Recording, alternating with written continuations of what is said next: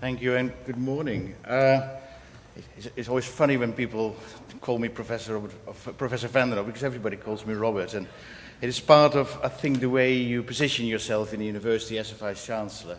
I think there are two things that get people's back up. One is, standing on the titles, and the other is having a private car park.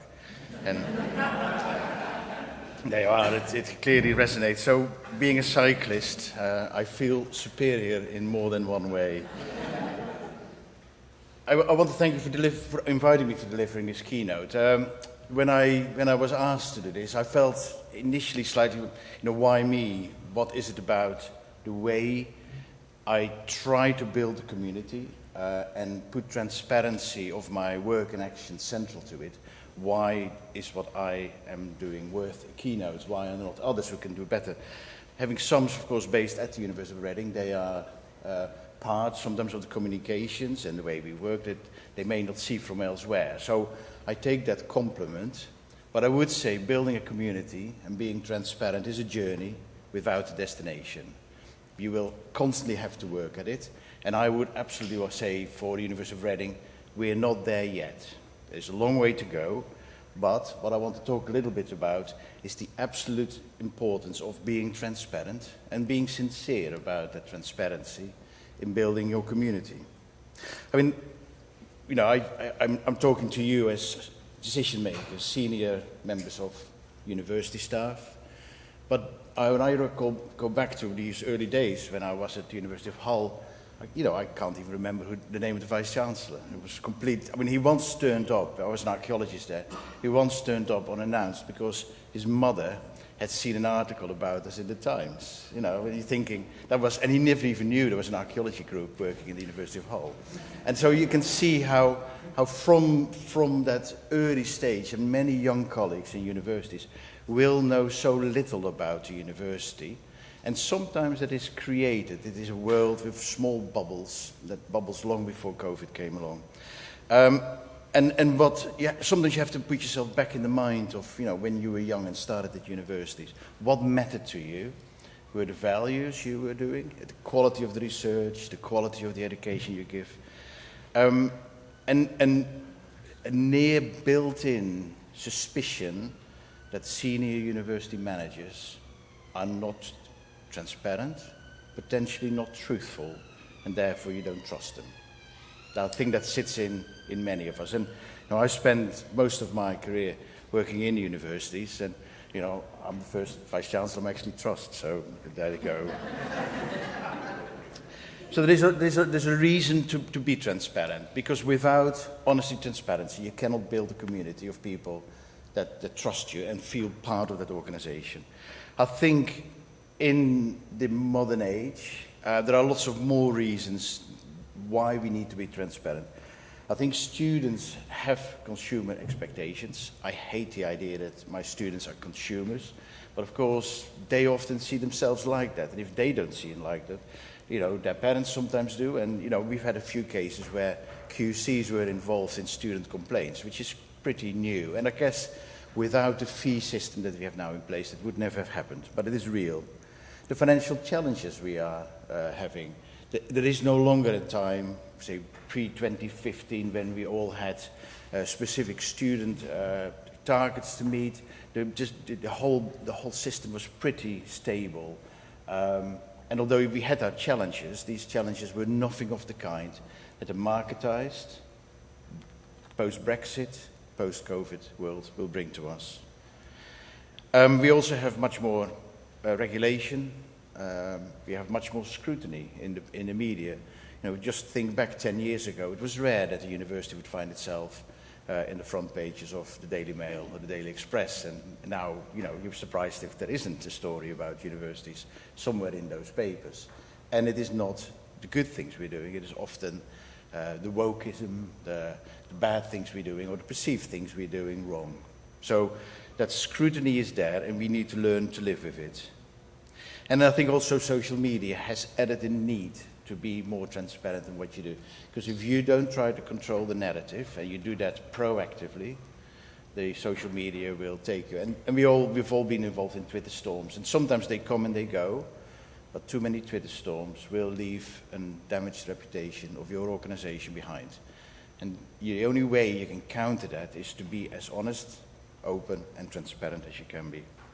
Now, I think COVID has, again, heightened the need for transparency. I think if you compare, say, government, the government way in which it wanted to talk about COVID, so you remember the Boris Johnson press conferences, you can only describe it as a form of insincere transparency. So, I wasn't meant to be funny, so I just. But you know, there was so on the Monday things were set in a statement, and on Wednesday and Thursday you got the legal detail come out, and it actually said something quite different. And on one day you could say, oh yeah, schools have to open, and 2 days later schools had to close. And there was never a sense that government guidance might have been slightly wrong, even, you know. And that ability to admit when you get wrong is that essential part of being transparent. You know, if you can't admit you're wrong, don't even start on this journey. And the other thing is working from home. You know, we've all had to go and work from home, and that required a tremendous amount of trust. I have read recent statements by, well, one of my peers at another university, not that far away from Reading, that, you know, oh well, the strikes come, doesn't matter because we're so used to be online now, we can just do it without our academic colleagues. A little bullshit. You know, we needed our academics to teach online. They did the extra miles to make it all happen. So, if you base yourself on trust that working from home is required, that transparency in how you work has even become more important. Okay. I want to structure my talk in 3 bits and leave plenty of time for questions and answers, because that too is part of being transparent, not filibustering one slot. So I want to say a little bit about my early start as a Vice-Chancellor, and I want to do a couple of case studies. Indeed, some have been involved with, and it's not to try and promote them, and I'm not getting any benefits from it, but we have worked very closely with some, so a number of these projects we have run to listen and to be transparent. And then I'll just come to some conclusions. So, when I started as Vice-Chancellor, I did make it very early on a key tenet of my tenure that I wanted to be transparent, and as transparent as we can be. It was driven by what I perceived, and I already worked at the University of Reading before I became Vice-Chancellor, the need to build that community, to give people who work at the University of Reading a genuine sense of pride of working at that institution. And it was somewhat lacking. There was a fractious mood, and one of the ways in which I felt I could bring it back together is to really focus on community and building that. I also think that, you know, when we talk about academic freedom, we all quite happy to stand up for the rights of academics to talk about their subjects, but proper academic freedom, where you don't put a hard boundary between the academic and the professional colleagues in the university, does require that academic freedom also means that your colleagues have to be able to talk about the university and its organization and its governance in a free way that cannot be held against them. So academic freedom is more than just, the current law going through Parliament suggests. It has to be bigger than that if you're genuine about it. A third drive for me to be as transparent as possible was I always wanted to have a form of distributed leadership in my university. I want as many colleagues as possible on whatever layer to make the right decisions that drive the university towards its strategic objectives. And I can't do that from my office. My senior management team can't do it. It has to be done ideally at every level in the university for every decision that is made.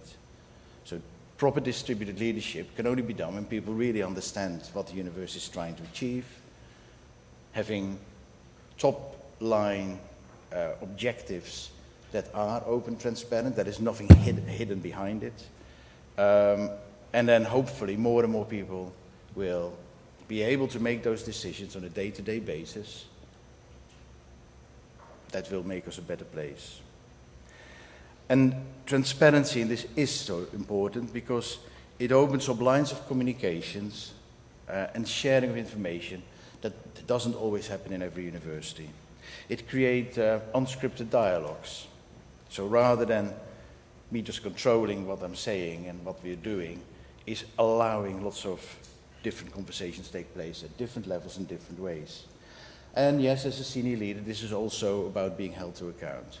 One of my main concerns often is, I sometimes joke about it, but so my council has never not agreed with any proposal I've brought to them.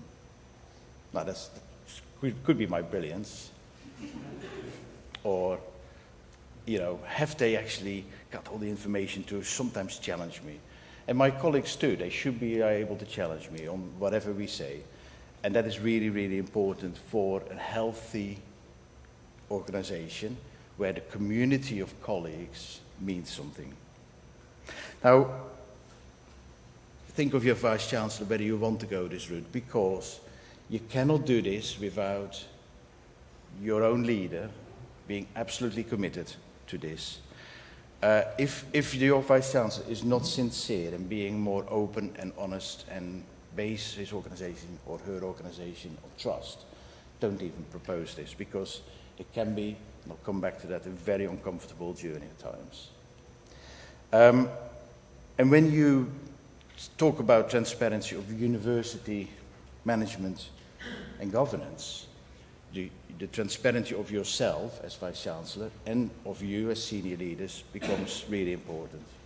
So I just have a list of things that, what we do, what I do, but what I encourage many other colleagues to do, just to live that sense of being transparent in my daily life. So we do all staff briefings. We of course did it before the pandemic. Every term I did 4 of them. Rooms could be full or not so full depending on the topic. But with the pandemic we've moved to Teams Live. Every 2 weeks we have a topic we talk about. Rules are we speak for maximum 25 minutes and allow 20 minutes for questions and answers. And we have a superb moderator in the room who will get the questions out. And because people can see the questions that are being asked and can like them, there is a way in which you get a two-way communication. We still, depending on the topic, get between 300 and 700 colleagues attending these 2-week lectures. And the engagement levels have increased and improved dramatically. I do VC surgeries, and I'm not a doctor. My patients, I'm an archaeologist, they've been dead for 2,000 years at the minimum. But the surgeries are allowing anybody to come to me and pitch for 15 minutes an idea, a suggestion. They are incredibly popular. Some of the ideas are really good, and sometimes I just help or facilitate that implementation. But what it is sometimes a need to create an information route from all colleagues to the Vice-Chancellor that makes everybody in between think, do I actually listen to my colleagues? Do I listen to my staff? Because if I don't, she can go to the Vice-Chancellor, has that brilliant idea, and somewhere I was the blocker in this process. And I do pizza lunches. At the moment we don't do pizza lunches because we're not allowed to share and tear and share, but pizza lunches, and I have 14 people at random from across the university, academic and professional colleagues chosen, and every 2 weeks we just sit around the table and I invite them to come to the meeting with one issue in mind. And we go around the table and everybody can express that issue. And things go, and then we'll just have an hour discussion over it. Again, I love this kind of undermining the chain of command, as one of my colleagues called it. I'm not running the army, but the chain of command must be more than top to bottom. There have to be multiple ways in which people can interact with the person at the top. And again, part of it is it's good fun, and you learn a lot about your own university, but it is really about making sure that on all levels of the organization, people learn to listen to their colleagues. Because if they don't, it will come back one day to me. And, and there are things like, as a good university, we have our demonstrations, we will have our picket lines next week. And yes, as a Vice-Chancellor, you have to go and meet people because they are still your colleagues. You may absolutely disagree with the strikes that will happen next week or not, but they're still your colleagues, and you have to be seen and you have to listen to their complaints. So being transparent is not an easy role, but if you're up for it, and I do believe courage is an essential part of leadership, it's really worth it, because you're starting to control messaging, the narrative, rather than being on the receiving end, or never knowing that it happens till it hits the storm. So 3 case studies. When I became Vice-Chancellor, as one does, we need a new strategic plan. Rather than me just writing down what I wanted out of my strategic plan, although I did do it, I then put it in the drawer, and we had a very wide consultation. I wanted a value-driven strategy, one that puts the core values of the university on top. And then we had lots and lots of discussions around the university, in every school, in every professional function, involving students, involving external stakeholders. You know, how do you build a strategy? What is it in it? I had meetings with professors of strategy, both in economics and in our business school. And we ended up with a strategy that I think has a very broad base in its support. And I regularly find myself in conversation with a colleague who will quote my strategy to me. And I think that's always the best compliment you can get. So it was a great exercise. We had 600 individual comments. It was quite a lot of work, but absolutely worth doing. So if you want to build a strategy that is meaningful for your organization, don't present the end result, but start with a near blank sheet of paper. You still have to give guidance, otherwise it just ends up nowhere. And so, for example, we ended up with 4 key principles. One of community, maybe not surprising, that's where I wanted to go. One about excellence of research and education.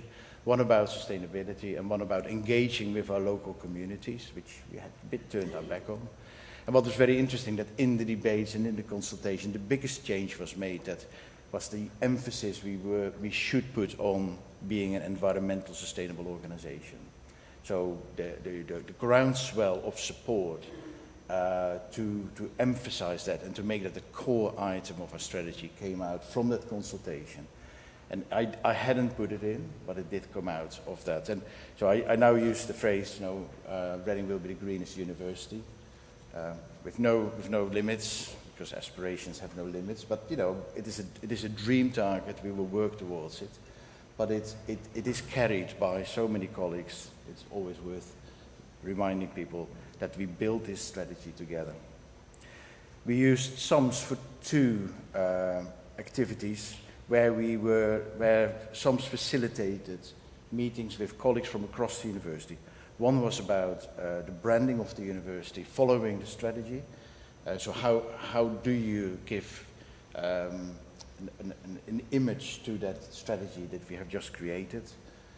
Anything from the business cards. We used to have hated business cards to ones that people feel, I'm actually proud of this organization to give colleagues across the world a business card, all the way down to how our prospectuses look, how our website looks, the colors we use. And again, the facilitated workshops were an essential part of it. We took the branding proposals to our Senate, probably the best discussion we've ever had at Senate. It was focused, it was clear. People wanted to see their values as academics represented in that brand. And we used the same method again when we came out of COVID and we were talking about a new way of blended, flexible, or as we're now calling it, smart working. So some facilitated a series of workshops with colleagues across the university. And again, rather than us saying what we want to get out of it, to start with a fairly open book, no preconceived outcomes in there, other than that there was a clear understanding that the pandemic has changed the way we work, and we wanted to work with our colleagues to come to an outcome. And then when you present that, not everybody will be happy with it, not everybody will agree, but constantly you can say, we did this in a transparent way, we did it by listening to colleagues from the beginning, and what has come out is something that has community support. The third case study is probably the thing I'm probably has still the most scars with me, but also what I'm most proud of, which was what we refer to as our phase one work. When the pandemic started, we made a calculation that the reasonable worst case scenario for the University of Reading was £100 million loss over a 3-year cycle. Students who don't come in the pandemic year, you lose fees for the following 2 years. Now 100 million is about 10% of our income. And if all that money had to be saved by making job redundancies, there was a very large number of around 500 redundancies required to get there. So I went out to my union branch, the UCU branch, and the staff forum, we don't recognize other unions other than UCU, but we have a staff forum that represents colleagues on grades 1 to 5. And we had a 3-month intense conversation. How could we deal with this impact of the pandemic on the organization without having to make compulsory redundancies? And I think we're the only university who did this. I had several senior colleagues at universities near us who thought I was mad or so inexperienced that it would never happen.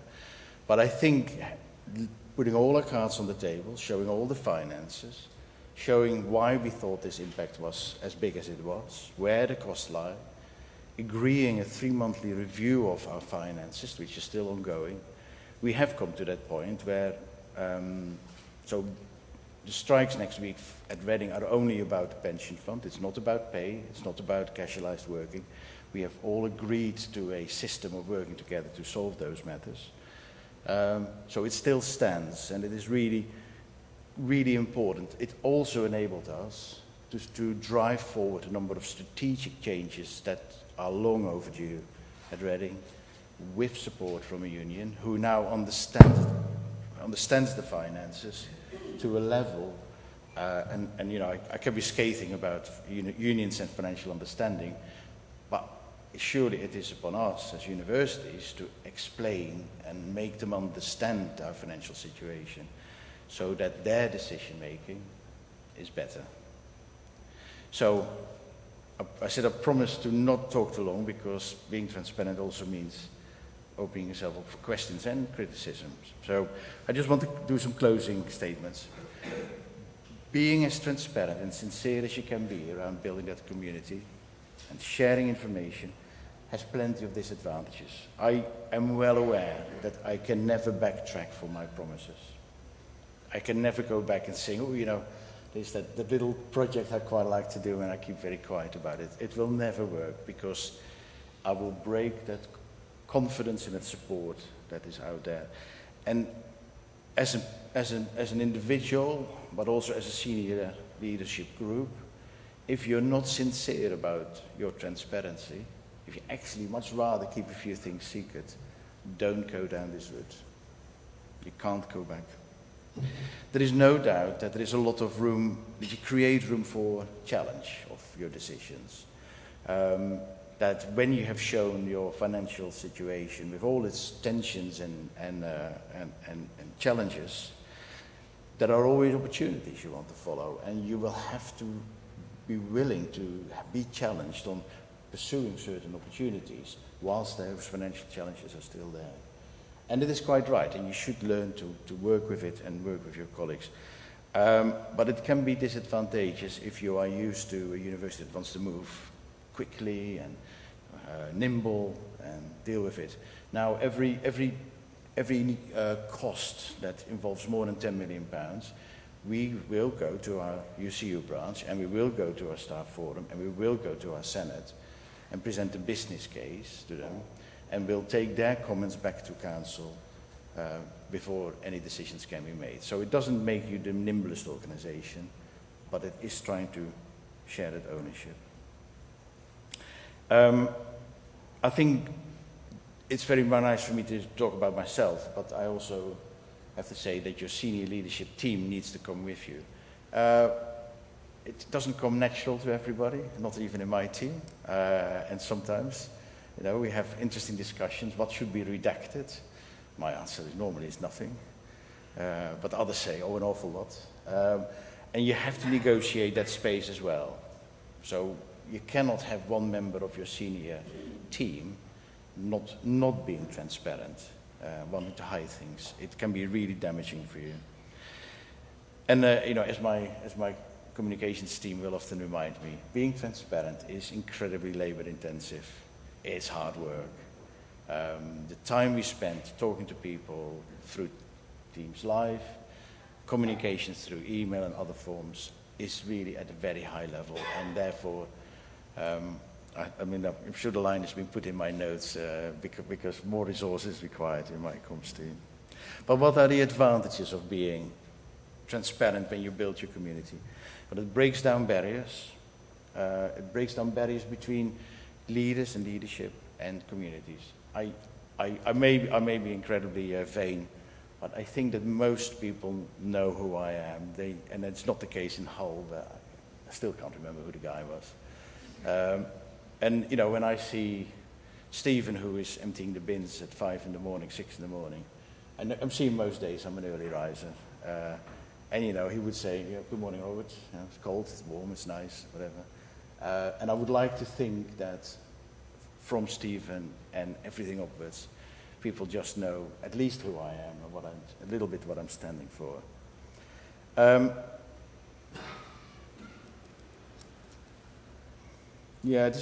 The great advantage, I think, of being transparent is this ability to share ownership of projects. And in a distributed leadership model, where more and more people, where lots of people make decisions, will make the right decisions, the more transparent you are, the more you can share ownership of the things you want to achieve. And the other thing, and again, it is really quite important, but I already said this, if you are transparent and if you not only share good ideas and how wonderful you are, but also bad ideas and maybe mistakes with your colleagues proactively, you keep control of the narrative. A really important thing as well. So just a few final comments from me. I do believe that the old style of leadership, the chauffeur-driven Vice-Chancellor in his ivory tower, stoic, strength, isolated, is something of the past. No, I am not the father of a university. I am just here for a short time to look after this 100-year-old institution, and I need to bring it on. I am a member of staff, just like everybody else. Younger people, our students, are much more value-led than many of us or of our generation are. And therefore, for whom is the university there? Well, it really is there for our students. So think about it too. And who are you? Your students now will be your employees in a few years' time. So this is a movement where you may want to come along, and it's better to be earlier on this rather than later. Transparency is a currency of trust. People trust our research because we're transparent how we do it. We're very proud. We do a lot of animal research. We have several farms. We do research on mice and rats, and we are just open about it. Because you can't come out with a great product and hiding parts of that research process. That is just the wrong thing to do. And just as the best thing that universities do in terms of research requires transparency and trust, so does university leadership, management and governance. And those are essential parts for building community. Thank you for listening.